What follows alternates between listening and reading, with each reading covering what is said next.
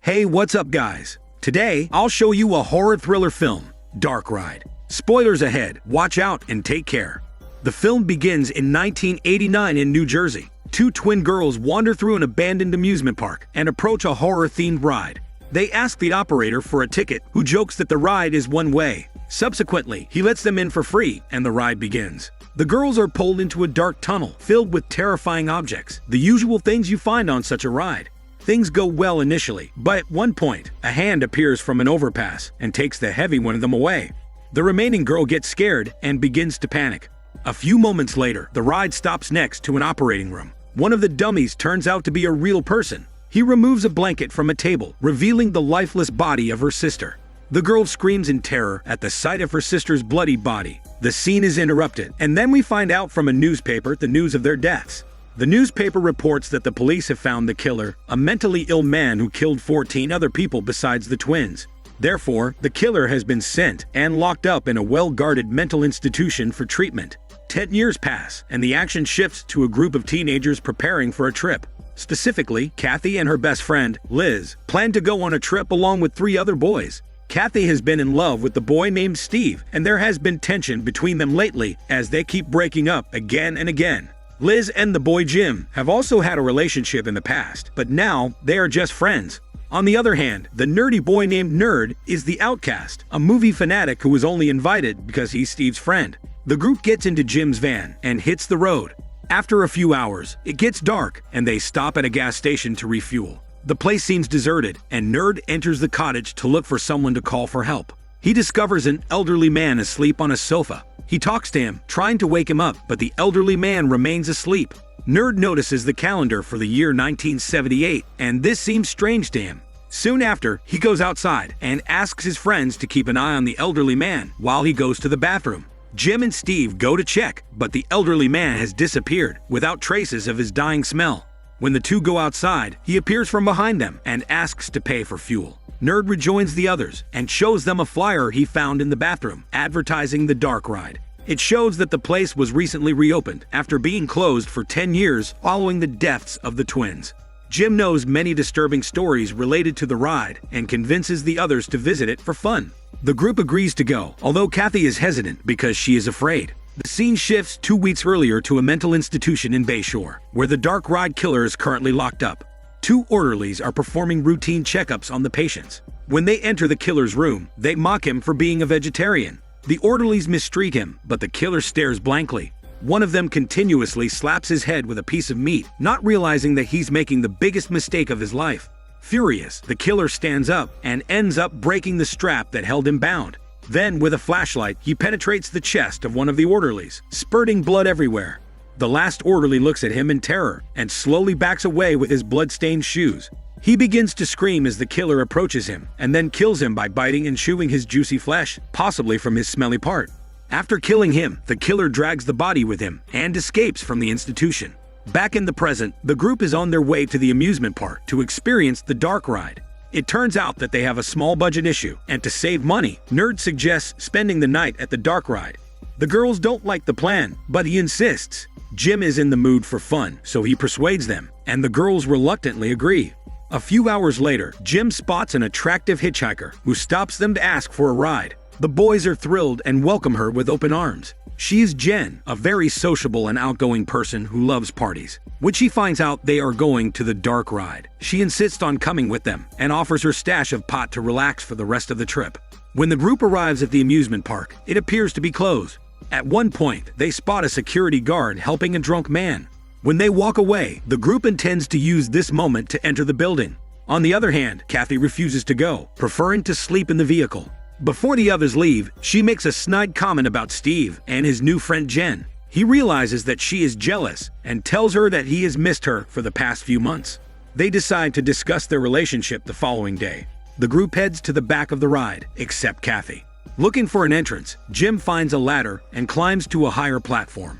He manages to enter, but is immediately startled by the head of a dummy. He subsequently turns on the electricity and consequently the Dark Ride. Then he opens the door to let the rest of the group in. They take a look around and are fascinated by the spooky props and sets. Jim plays with a mannequin, but after realizing it has a destroyed face, he gets frightened and lays it on the floor. As the others go to another room, Nerd approaches the dummy and gently touches its face. In the next scene, we see the killer wearing a mask, standing on a platform. He has already returned to his old home and is preparing for a massacre. The group gathers at a place and tells stories. Everyone is having fun until Liz notices someone moving in the dark. She tells the others, but they start laughing.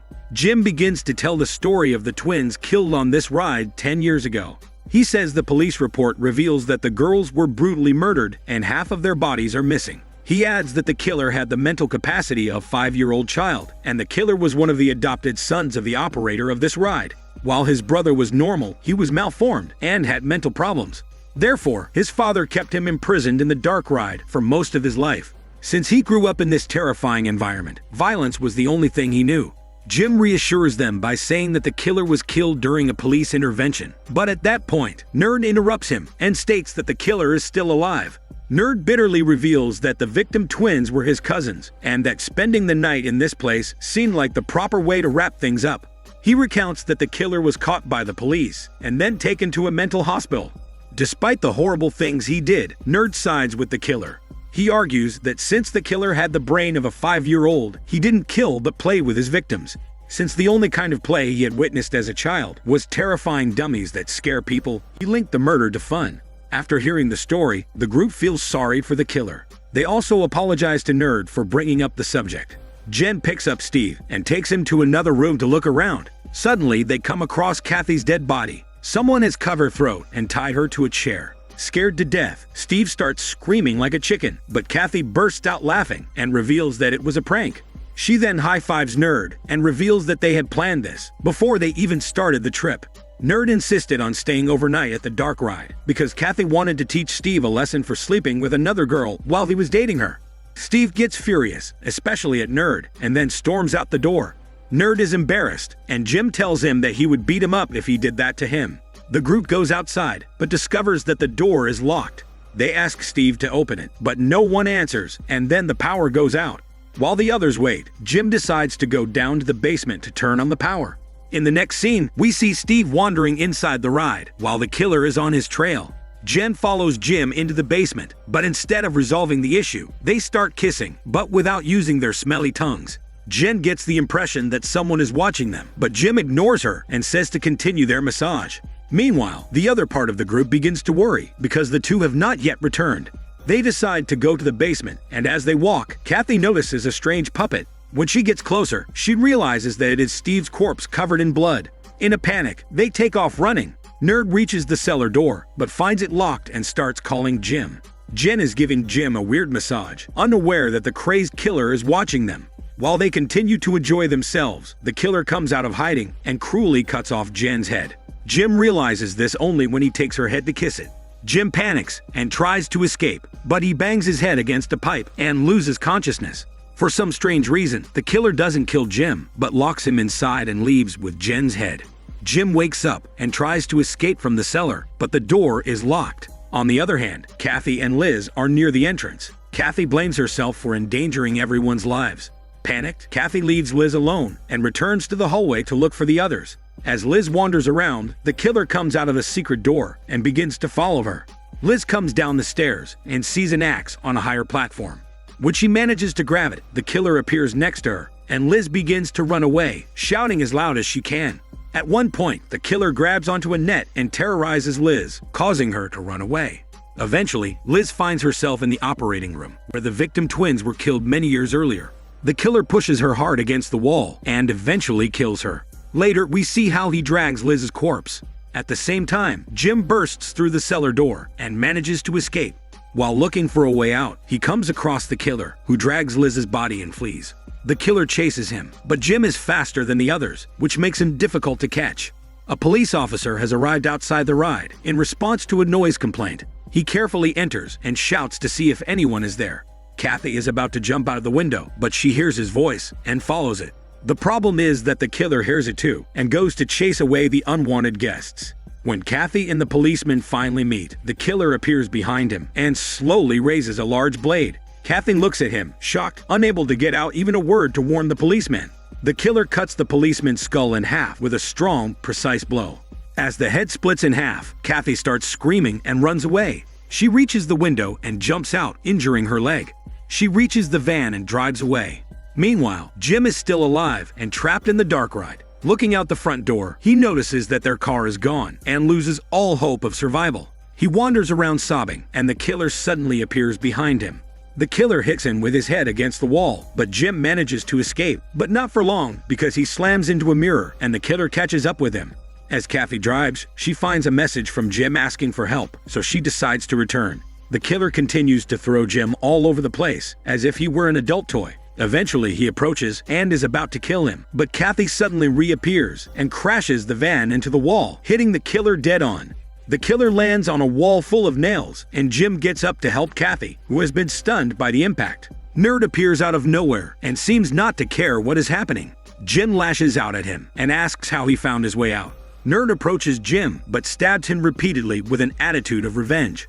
It is later revealed that Nerd is actually the killer's brother, who was adopted with him. Obviously, Nerd despised the way his friends treated him, so he dragged them to this place to make them pay. Nerd approaches his killer brother's corpse and takes his mask.